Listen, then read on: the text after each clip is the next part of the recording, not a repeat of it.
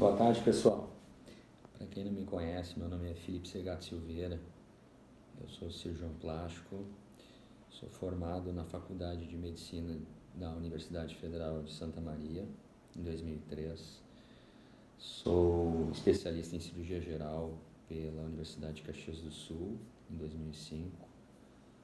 Fiz a residência de cirurgia plástica no Hospital Cristo Redentor, Grupo Hospitalar Conceição, de 2009 a 2012. Realizei neste mesmo ano a prova de título pela Sociedade Brasileira de Cirurgia Plástica, em 2012. Estou aqui para, entre vários assuntos na área de medicina e cirurgia plástica, dar alguns recados importantes para os nossos pacientes, os nossos possíveis candidatos a cirurgias plásticas, com os inúmeros colegas que temos no nosso país que desenvolvem essa especialidade. Especialidade esta muito bem conceituada e, acima de tudo, essa validade, esse conceito é devido aos grandes profissionais na especialidade aqui no Brasil. É sempre bom, como introdução ao assunto, ao tema cirurgia plástica, nós falarmos sobre como preparar os nossos pacientes para que essa cirurgia tenha um sucesso pleno e que atinja todos os resultados possíveis das quais o paciente busca e deseja. Então, para começo de história, a gente sempre tem que explicar no primeiro atendimento do consultório as questões da importância de um excelente pré-operatório, onde na primeira anamnese, no primeiro exame clínico, sejam desvendados todas as situações, comorbidades, doenças e situações específicas de cada paciente, para que nós possamos obter o melhor pré-operatório possível e, como consequência, dar a este paciente um resultado digno, sem deixá-lo à deriva numa cirurgia, numa situação de complicação maior ou numa situação de sequela ou de outras intercorrências. É sempre importante lembrar que cirurgia plástica, acima de tudo, é medicina, é uma especialidade milenar. A cirurgia plástica é uma das especialidades mais antigas que existem na medicina. Para vocês terem ideia, por volta de 3.000 anos antes de Cristo já se realizavam esses procedimentos, né? Na época, principalmente na Ásia, mais especificamente na Índia, certo? Só para uma ilustração, para vocês terem ideia sobre a idade e a tradição e a importância dessa especialidade no nosso planeta. Bom, retomando a questão do pré-operatório, a gente sempre tem que explicar ao paciente na primeira consulta de que a cirurgia plástica com finalidade estética, ela precisa ser realizada após preencher todos os critérios de exclusão de riscos, ou seja, nós precisamos diminuir esses riscos para que o procedimento saia da melhor maneira possível e que tenha as menores chances de complicações possíveis. Então, pacientes que têm doenças crônicas como diabetes, hipertensão, obesidade e outras, têm que ser avaliados pelos seus médicos assistentes, pelos especialistas nessas áreas, e eles têm que obedecer um certo critério para que nós possamos, no checklist do pré-operatório, poder autorizá-los para a realização dessa cirurgia. O que eu quero dizer com isso? Pacientes que têm essas doenças ou outras doenças crônicas, que usam medicamentos já de uso contínuo, nós temos que estabelecer uma certa rigorosidade na estratificação de risco desses pacientes, para que possam estar prontos à realização da cirurgia plástica. Então, em outras palavras, a gente tem que deixar o paciente adaptado e apto para a realização desse procedimento. Então, tem que ser feito inúmeros exames às vezes específicos, tanto do ponto de vista cardiovascular, tanto do ponto de vista de outras especialidades, para que nós possamos dar uma segurança global a este paciente. Uma outra coisa importante, que é sempre bom lembrá-los, é de que os pacientes, hoje em dia, nessa sociedade que cada vez mais vemos pacientes em sobrepeso, sedentários, eles costumam chegar ao nosso consultório acima do peso, ou seja, em sobrepeso ou em algumas vezes até pacientes com grau de obesidade. É sempre bom frisar que cirurgia plástica tem que ser feita na época adequada. Às vezes o paciente chega aos consultórios dos colegas para fazer uma cirurgia plástica sem ter ideia da importância que é a perda ponderal, a perda de peso, sem ter ideia da importância que é um preparo pré-operatório, da importância que existe na investigação pré-operatória para que nós possamos diminuir em grande parcela o risco dessas complicações. Então, temos que sempre esclarecer, individualizar o nosso tratamento às custas das características da saúde, das doenças daquele paciente e, a partir disso, especificarmos o nosso pré-operatório da melhor maneira e com a maior segurança possível, certo?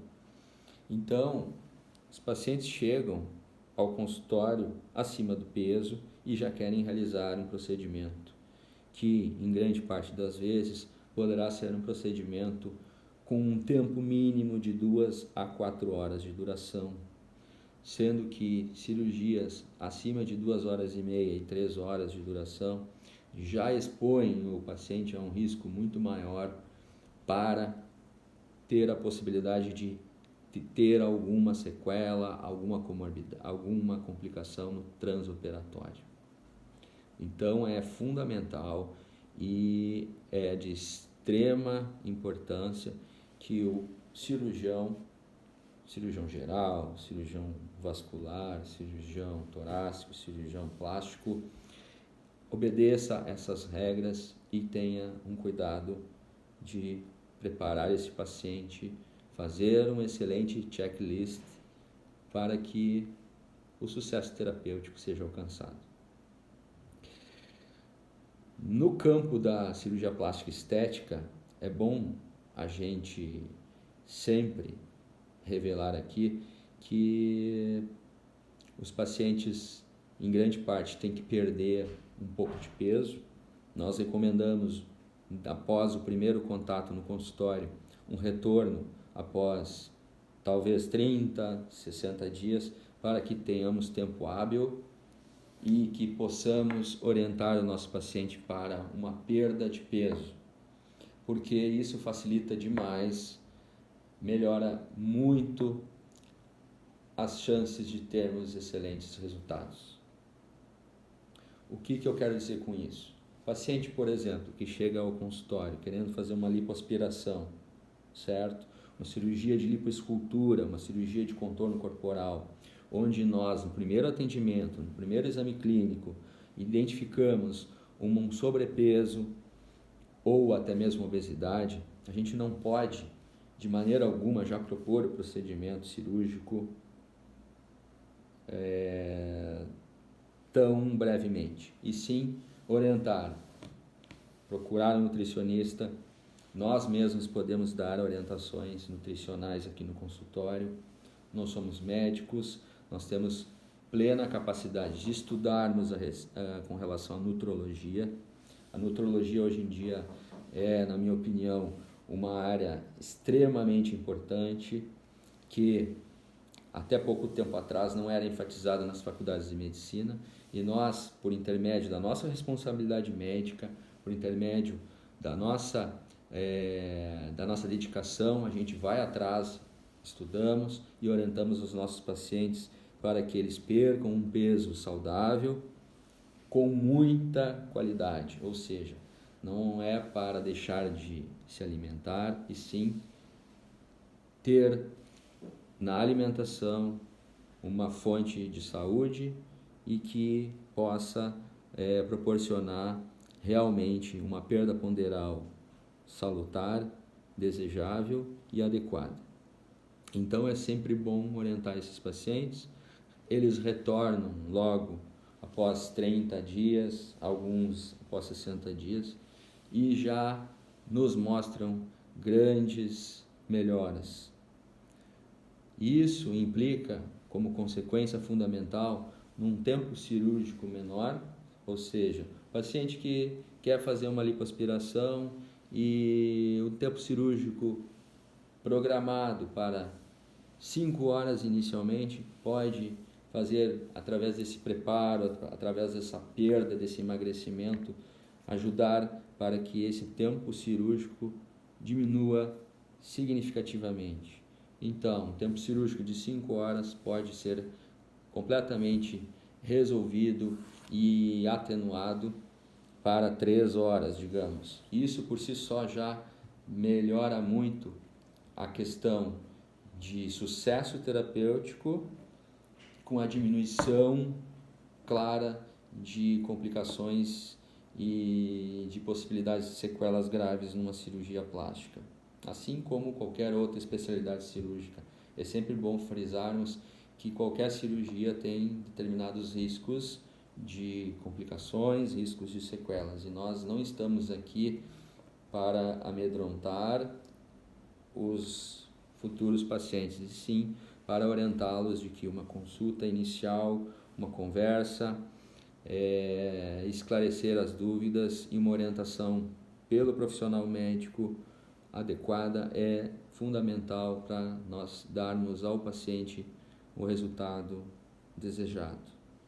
Então, como eu estava dizendo, através dessa primeira consulta temos uma orientação nutricional, temos dicas e determinadas medidas que são providenciais para que esse paciente possa atingir o alvo ponderal, ou seja, possa emagrecer com saúde, e nós possamos fazer, como exemplo, uma lipoaspiração em menor tempo, dando a esse paciente um resultado agradável, harmonioso, e que ele não tenha complicações indesejáveis no pós-operatório. Certo, pessoal? Então, hoje iniciamos